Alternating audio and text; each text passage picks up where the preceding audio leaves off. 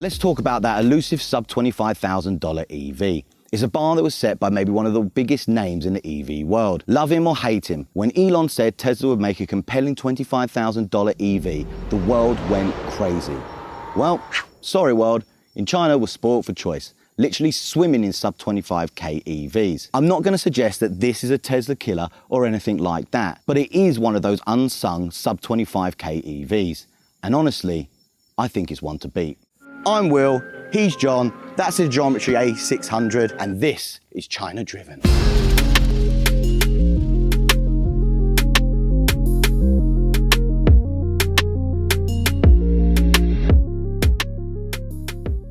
So what do you get for a $23,000 compact EV sedan in the domestic Chinese market?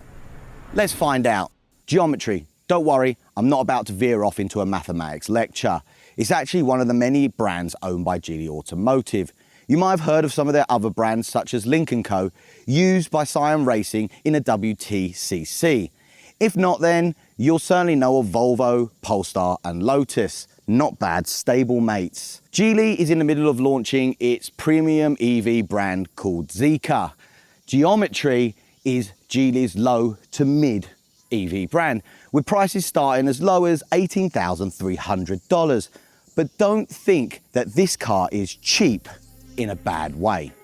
This model is the current top trim. There will be another above it in the future, but right now, this is the tippy top of the Geometry A Pro, and it's good.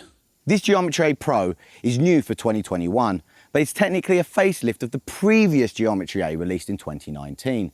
But the focus for this A Pro has been on batteries and power. Sounds like a good focus. Like the original Geometry A, the Pro A is strictly front-wheel drive with a single permanent magnet synchronous motor on the front axle. Power is up in this A Pro version by 41 horsepower and 60 Nm of torque over the outgoing model, putting out a decent 204 horsepower and 310 Nm of torque, all through the front wheels. That means two things. Firstly, the dash from a standstill to 62 miles an hour is dispatched in 6.9 seconds, nearly 2 seconds faster than the previous model's 8.8 seconds. Secondly, doing its dash, you're gonna feel like a 17-year-old yobbo, because believe me, there will be wheel spin. Suspension in the Geometry A Pro is simple. McPherson struts up front and torsion beam in the rear, to be expected at this price point. Also, with a compact sedan, that torsion beam allows for a little bit more room inside. You won't find, nor should you expect, adaptive suspension, just struts and springs. I know torsion beams can give decent ride comfort, but honestly, the ride is ridiculously good. You can have this car that rides this well for $18,000. Bloody well done, chaps. Bloody well done. Now, obviously, the tyres are going to be helping out that ride comfort. Here on the top trim, the 17-inch aero-style alloys are wrapped in 215/50 tyres all the way around. That big old sidewall soaking up bumps and thumps. These tyres are Atlas AS 380s. Yeah, me neither. But supposedly, they have acoustic treatment inside of the tyre, and running around in near silence, you definitely don't get any overpowering tyre roar or tyre noise, so they do the job. However, one job they don't do brilliantly is containing all that torque through the front wheels. Let's just say, if the roads are very slightly damp, at any given speed, if you stomp on the accelerator, the wheels will hilariously keep slipping and struggling for grip. Tearing around, wheels scrambling for grip, of course, under the speed limit, is all well and good, but how well does the Geometry A Pro stop? It's got ventilated discs up front and solid discs here in the rear. As for braking distance, from 62 miles an hour, about 42 meters, according to a reputable online Chinese review platform. It's definitely in and around its competitors, beating out the GAC Ion S by over a meter. Not amazing braking distance, but it does the job reasonably. From 37 miles per hour, it comes to a stop after about 14.4 meters. Driving around in town, I haven't found the brakes lacking.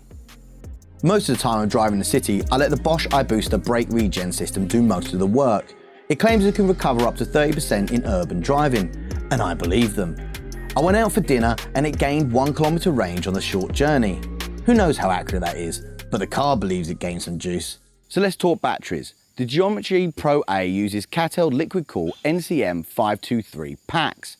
Geometry claims a pack density of 183.23 watt-hours per kilo at the pack level. The outgoing Geometry A could be had with 2 packs, a 51.9 kilowatt-hour pack or a larger 61.9. The Facelift here, there are 2 sizes. This long-range model here uses a larger 70 kilowatt-hour pack, with the smaller pack of 53 kilowatt-hours doing the job in the standard range models. The standard range models with the smaller 53 kilowatt-hour pack have a claimed range of 267 miles on the NEDC. In this model, the largest 70 kilowatt-hour battery pack is said to be good for around 370 miles. Again, on the notoriously optimistic NEDC standard. Looking at the battery level since I've had the car and been using it, I think 320 miles is well within reach. Normally, the claimed range on the NEDC seems so out of touch with reality, it's laughable. But so far, this car seems to be returning decent range for its charge. Charging is in and around what's usually expected. The smaller 53 kilowatt-hour pack will fast charge from 30 to 80% in half an hour, with the larger pack slower at 38 minutes. Plan to charge it up at home overnight? Well, you might need the entire night. 8.5 hours for the small pack and 11 hours for the big boy. So the exterior of this new Geometry A Pro hasn't really changed from the outgoing model. The biggest giveaway that this is the newer facelifted version is the black roof and black wing mirrors, as well as the darkened headlights. It definitely gives it a sleeker, meaner look.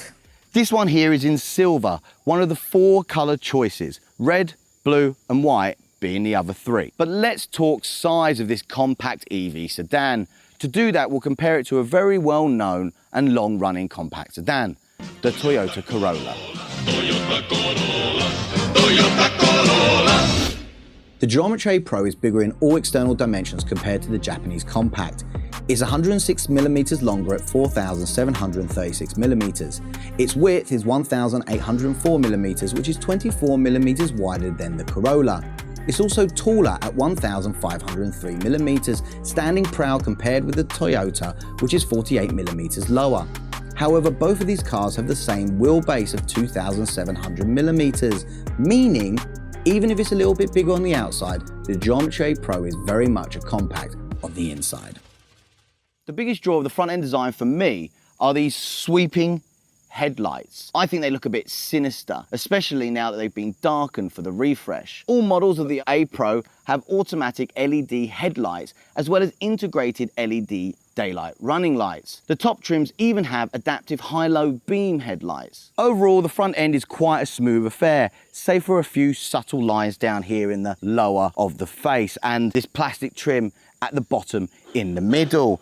There isn't a frunk or a fruit because that's where all the electrical gubbins are kept. From the side, that black roof really stands out, stretching all the way down the pillars to the bottom of the window where it meets this brushed metal belt line. I have to say, I do really like it over the usual shiny chrome we see in a lot of Chinese cars. There's some interesting lines down the side of the car as well. One at the bottom between the 2 doors. And the other one is a little bit more subtle. It starts here on the driver's door and slowly rises before it suddenly juts up and darts across the top of the rear arch. It's definitely different. And when we look inside, you'll see that the Geometry brand really plays on geometric angles, shapes and lines. Overall, the side profile is okay. It doesn't blow me away. Those headlights do feel like they reach back into the side, and the aero style alloys are quite interesting. It seems like a lot more attention to detail has been focused on the inside,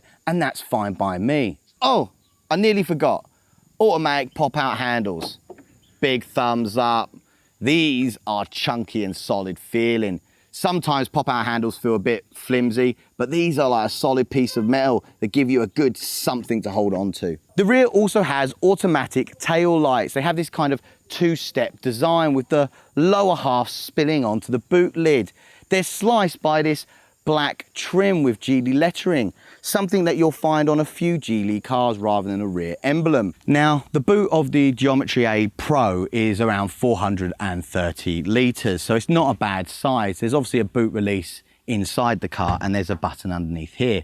Obviously no automatic closing feature because it's nice and easy, but at 430 litres, it's a decent size. There is, however, no spare tyre here. Now, when we talk about the dimensions of this, we're talking 1.2 meters wide at its widest point and 90 centimeters at the narrowest point. It's 52 centimeters in height, which is, you know, it's a sedan. It's not a hatchback. It's not going to be super tall. Lengthwise, with the seats up, it's about 106 centimeters. And once those second row seats are down, 1.83 meters. For lengthwise space is quite decent. In fact, let me just see easily. See you later. That didn't work. This trim and the trim level above come with level 2 plus ADAS. On our test car, we have a lot of features, but not the full list you get if you opt for the top of the line. In here, we get adaptive cruise control and intelligent cruise control. The ICC is the one that will do the bit of steering whilst accelerating and braking for you, with you always ready to take over at a moment's notice. If it can't see the lines on the road, it will automatically switch over to ACC, controlling only braking and acceleration, coming to a complete stop if needed. There's automatic emergency braking, forward collision warning, although you have to opt for the top spec if you want the rear collision warning and blind spot detection. However, this trim does come with lane departure warning and lane keep assist. Basically, if you're driving and you don't indicate and move across the lanes, the car will try to steer you back into the lane while giving you audible and visual warnings. Useful, but sometimes when no one is around, you're not using your indicators and it feels like you're having a bit of a wrestle with the car as it refuses to accept that you just want to go over there. There's also SLIF. I'll wait. It's speed limit identification function. Basically, it can see the speed limit signs and shows you on the instrument panel and the HUD. It will also give you a single beep when you exceed that speed limit, or apparently it does. Of course, I don't know. I'm a law-abiding driver. Never heard it. Can't prove it.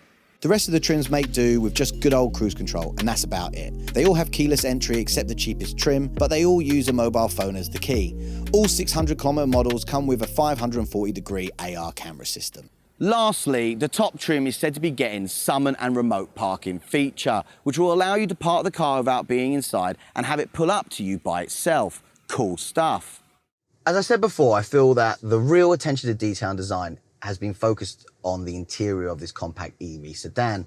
Now, a lot of those design cues and features are going to be found throughout the range. There's a mix of high quality and cheaper materials in here, but the way that geometry has dealt with those lower end materials is quite ingenious. First, we'll start here. The multifunction steering wheel, wrapped in imitation leather, has a slight flat bottom. Firstly, it's a nice compact size and it feels good in the hand. And with this two-tone blue and white, it looks the business. Now, it is manually adjustable, which isn't a huge surprise, but the large metal logo in the middle is real metal, and the different sections are slanted in different directions, like the emblem on the front. And the same for the other metal trim on the steering wheel. It's real metal. Now, the buttons are plastic, but they aren't shiny, so fingerprints don't show up. And they have decent positive feedback when you click them. There are two little sticks that you can push up and down. This one over here is for controlling the ACC and ICC speed. And either side you can increase or decrease the follow distance between you and the car in front. This one over here does the volume, and there is also track skipping. In fact, solid metal is used for a couple of other touch points in this car. I just love what they've done with these door handles. Unique and interesting to look at. Solid and cool to the touch when using them. A design feature. Both wing mirrors, adjust switches, and the rotary gear selector are knurled metal in an $18,000 EV. Pretty fancy. Other highlights of good materials are the door cards, which are Alcantara with contrast stitching, which goes all the way down to the armrest. Below that point, you'll find some harder, cheaper plastics. Honestly, it's to be expected and completely reasonable for the price. Let's talk about some of the more clever ways that geometry has tackled some of the more obvious lower quality material areas, trying to drag them up to snuff. The top of the door card is a soft plastic material, which in itself is perfectly fine. But when you look at it and feel it, you realize that the whole thing has a subtle geometric pattern and is textured. And it's not the only place. The top of the dashboard, although it is hard and scratchy, it still has this kind of geometric pattern etched into it. By the window demisters, there's even more patterning going on around these hexagonal window demister outlets. I think it's a really good way to make cheap materials look and even to a point feel better. This higher trim comes with a 6-speaker surround sound system, and the grills, instead of being boring holes or slits, are this crazy pattern surrounded by this chrome plastic trim. Just makes you feel someone or some people went to a lot of effort to overcome poorer material qualities with greater design. Mwah. My favorite thing, and I've personally never seen this, the grab handles. They're scratchy plastic, solid enough, but the treat, they've like knurled the inside of the grip. And when you hold it, it feels much better than a regular smooth plastic grab handle. Dare I say it, feels a bit more premium, which is a weird thing to say about a plastic grab handle. The ambient light in this car is pretty nice. You can change the color and the brightness, as well as set it to respond to a few different things, including the music's bass, the vehicle speed, so it glows more the faster you go, or even with the AC. More blue for cold, more red for hot. Fun stuff, looks good too. As for screens, the Geometry A Pro has two. A smaller 5-inch instrument panel, as well as a larger 12.3-inch touchscreen. High-end trim levels get a super bright and clear heads-up display, which shows your speed, lane departure warning, and intelligent cruise control info. When it's on, what speed it's set to, as well as the speed limits it reads from the road signs. The instrument panel shows all of that same information, plus a little bit more, such as the mode selected, battery indicator, range left, odometer, and a little customizable part where you can cycle through different displays like tire pressure, consumption, and battery information. This is the main infotainment home screen. As standard, it's divided into 4 sections: music playing, battery and range information, GPS navigation, and the QR code area is to log into the Geely app. Across the bottom are quick access to AC, temp, fan speed and fan direction, as well as the heated chair buttons for the front seats. Seat heating options are 2-stage with an auto function as well. Within the AC screen, you can select the fan speed using this bar system, the temperature by scrolling up and down the side portion of the screen, and you can choose an eco mode for the AC as well as turn on and off the ionization filter. You'll also find the heated windscreen button here. Clicking the cog takes you directly to the AC settings menu, where you can set the AC to react to air quality, amongst other things. Back on the main screen, you can press the button with 9 little squares to open up the app menu. Here you'll find phone, maps, media, app store, voice command guide, settings, 360-degree camera, dash cam, voice assistant, and EV info. Maps on the Geometry are provided by Galder. It's the same service you'll find on iPhones. The 540-degree camera allows you to see the surroundings and rotate a model of the car, as well as see different angles for those tight spaces. It will also turn on when you get very close to something to help you out. You can choose the front wheels or the back wheels, as well as a panoramic view of the front or the back. The dash cam will record to an SD card, so in the case of an accident, it can be given to the police. Useful in China. The EV info will display all the information about battery charge, range, charging habits, and scheduling, including different times for different days, which is quite useful. The media app lets you find music, of course, and I'm sure there's some way to find some KTV tracks for all that important sing-song. There's also a calendar which can be displayed and populated if you're logged into the Geely app, which we are not. Smart Life, which will give you more options if you're logged in, but right now displays the weather. And lastly, some third-party media apps like QQ Music and Himalaya Podcast. The driver's seat is 6-way electronically adjustable, with this higher trim having added memory function. The passenger seat is 4-way electronically adjustable, and both seats have heating on most trims. Both of these seats are a mix of Alcantara and leather, and I think they look great, with these blue Alcantara centers and contrast stitching. Not to mention again some geometric designs and the geometry lettering in the fabric. Thumbs up.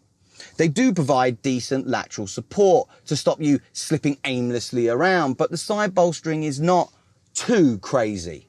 One thing you'll also get on the higher trims is this extra seat control set for the front passenger seat.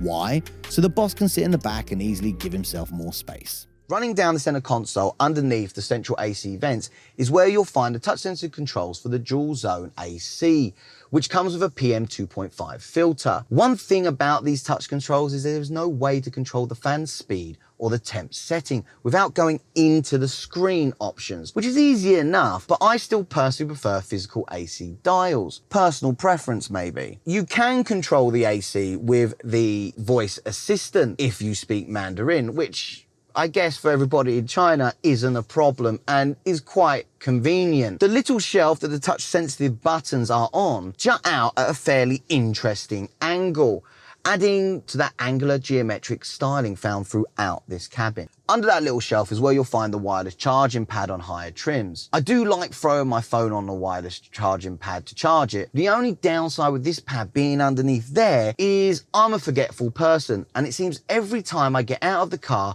I forget to take my phone. That's not Geely's fault, that's my brain's. Behind that is more touch sensitive buttons, this time for some of the car's function, between sport and eco mode, for eco plus, brake regens, and lastly, auto hold, which is great in stop and go traffic. Now, there is a downside to this funky lit up touch button thing going on down here, and that's been pointed out by plenty of other reviewers. In direct light, you can't see them at all. At first, I was like, that's a bit of a huge oversight. But after 5 days of driving this, I was like, I hardly mess around with those buttons once I set it up how I want it. So it doesn't really matter. I know where sport is, and that's all that matters. Next, and I really love this, is this lovely knurled solid metal gear selector with park as a push button on top. Then there's a start stop button, and finally arriving an electronic parking brake and the button to activate the park assist feature, which will scan for free spaces and then do its thing and auto park in them. Personally, I've always been able to reverse pretty well. I just bung it in reverse and put it in. Running down the side is this storage area, again with those sharp angled lines, just makes it a bit more interesting. These two last areas being the cup holders. There's this Alcantara armrest with a small storage space inside. There's also a storage space underneath here as well with a 12-volt socket and 2 USBs. It's rubberized as well to help things stop slip sliding about. Up top, you've got 2 touch-sensitive reading lights and the controls for the large panoramic roof's sunshade. It's nice and big, and when it's open, it gives you a much airier feel to the cabin. There's also a built-in dash cam recorder, which is always recommended when driving in China. One touch up and down windows all the way around, and these vanity mirrors with the light all the way around the mirror. Fancy. And with that, it's off to the back. I'm not gonna lie, the back isn't particularly exciting.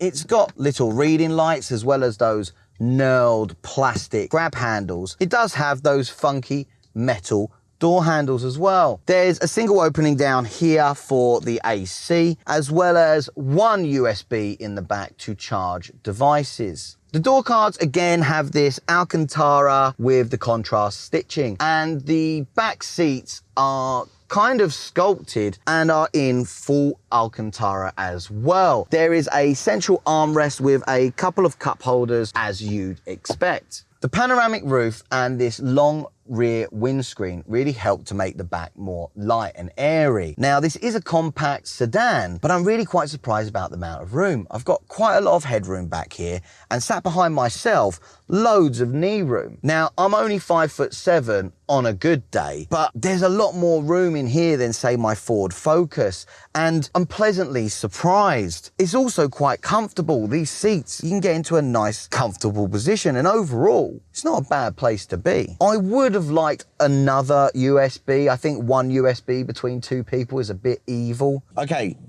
let's go for a drive in the Geometry A Pro. Now, I've had this car for a few days now, driving it about, so I have a good idea what it's like. And the first thing I have to talk about is the ride comfort in here. Now, this is a top model and it's about $23,000, but even the cheapest $18,000 model is going to ride equally as well, because there's no adaptive suspension or anything like that on this top model. It's just a torsion beam, struts and springs, McPherson struts up front, but the ride quality, it's ridiculously good. I just can't believe it. I couldn't believe it when I started driving this car, how subdued the dampening is. When you go over like those mini speed bumps or recessed manhole covers, it doesn't give you sharp thuds into the cabin. It's very much a subdued dum-dum. It's ridiculously good. Don't get me wrong, more expensive EVs, they ride really well as well. But things like the P7 and the Li Auto, they've got adaptive suspension. They should ride really well. This, on paper, you wouldn't think you would be comparing how well this rides with those more expensive EVs, but honestly, it's a bloody good ride. Steering in this car, it's of course electronic, but it's nicely weighted. It's not too heavy and it's not too light. It's quite direct as well when you're, you know, darting around. And this steering wheel, I mean, it's a nice little size. It's really quite a joy to maneuver this about. One of the weaknesses when we're talking about driving dynamic characteristics have to be the brakes. Like, they do their job and it's not solely their fault. It's also the tires. But when you do brake suddenly or hard, the ABS is very quick to jump in, and the tires do slip a bit, even on what seems like relatively dry road. Okay, we've got to talk about the tires in this car and the power. The tires cannot keep the power down. If you accelerate at any speed, just wheel spin, just wheel spin. The fact that any speed and up to what seems like any speed, those tires just slip. Okay, so the intelligent cruise control, really simple. You turn it on, you see it on your heads-up display. It tells you when it can see both lines and then it's on. When it can't see the lines, it will switch back to just adaptive cruise control, just controlling the acceleration and the distance between you and the car in front. It works okay. It will do slight bends on straight roads. Does a pretty good job. Hasn't really let me down yet because it has that switch between intelligent cruise control and adaptive cruise control. It gives you an audible warning, you just switch over to it and you just continue on ACC until it resees the lines, and then it will go back into intelligent cruise control. Now, of course, it's only a level 2 system, so you've got to keep your eyes on the road, ready to take over at a moment's notice. But lastly, what I have to say about this car is ride, superb. Brakes, meh. Tires, they're just, I guess they're there to lower rolling resistance so you get longer range, but grip, nah, not really. I've really enjoyed it. Boom, the Geometry 8 Pro, a really solid compact EV. The ride is sublime. Even if you're opting for the $18,000 entry, that won't change. Neither will the superb design and clever use of texture and shapes in the interior. I really enjoyed the inside of this car, and at the top end, reaching $23,000, you have the convenience of a seemingly decent level 2 ADAS function, with a soon to come top of the line adding things like Summon and AVP. Although the tyres are found to be lacking on more spirited driving, it does make your heart back to the days when you just got your license. The wheel spin makes you feel a little bit silly, but puts a massive smile on your face. Drive it normally like a responsible adult, and it's a straight up comfortable commuter with a fantastic ride and all the mod cons you'd need. Honestly, this little EV sedan took me by surprise with just how much I enjoyed it.